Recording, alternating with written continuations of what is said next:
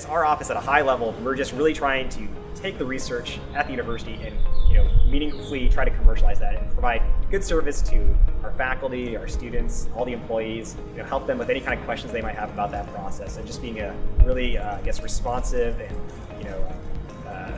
helpful unit in that process. So I would kind of divide ORC into 3 separate teams. So I see there being the licensing team, which I'm a part of, and we divide that into like the physical sciences and the life sciences, and we take interns, on both sides of the fence there inside the licensing team. We have a finance and operations team, so they're kind of handling kind of all the financial transactions, handling a lot of our processing, our license agreements, our contracts, making sure that's all organized, handling a lot of our patent correspondence. And so the finance and operations teams has a lot of administrative work that is really critical to the office, and so that team also utilizes a lot of interns. And then finally we have our new ventures team. So that team is kind of a relatively new team, but that supports all of our startup activities in ORC. And so that team is trying to promote our startup companies, try to find opportunities for our startup companies. And so that's a really good place for people that are trying to get their foot in the door and try to learn more about entrepreneurship. And so within the office we have 3 teams that are looking for interns always.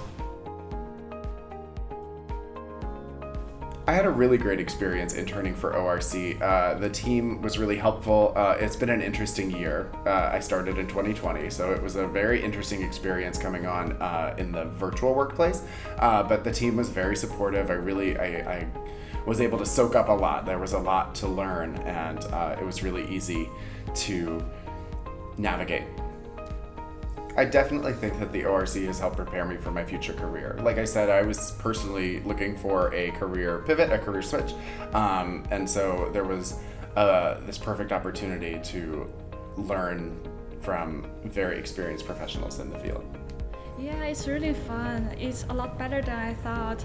I didn't imagine there could be so much fun activities since it's all during the COVID and was completely remote.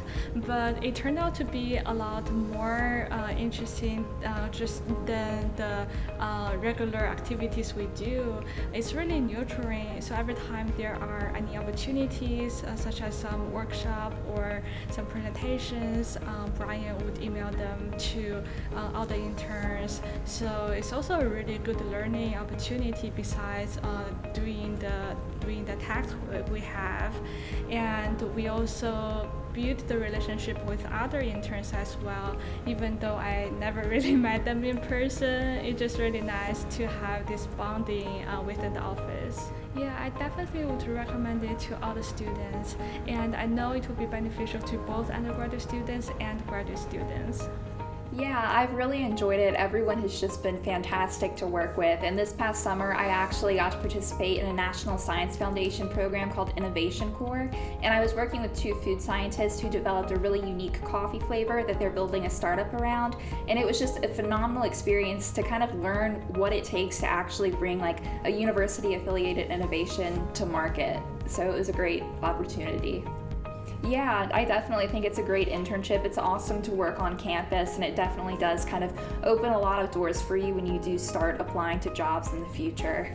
Yeah, absolutely. In terms of whether you should do an internship in a tech transfer office, whether NC State or wherever, I think if you have the chance and the ability to do it, you should. It really helps develop a lot of skill sets and gives you exposure that you just will never have anywhere else.